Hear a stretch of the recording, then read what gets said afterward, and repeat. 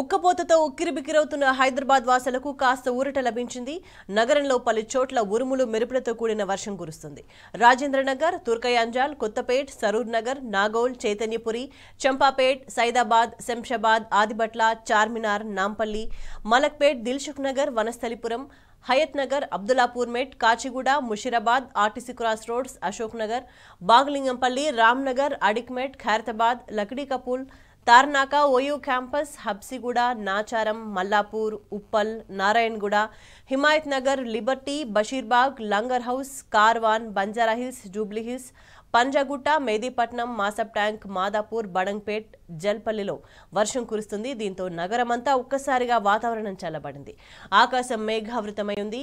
ఉదయం నుంచి చల్లని గాలులు వీస్తుండటంతో గత కొన్ని రోజులుగా పొద్దున 7 గంటల నుంచే సూర్యుని సెగలతో పాటు వడగాల్పులతో సతమతమవుతున్న నగర ప్రజలు ఊపిరి పీల్చుకుంటున్నారు.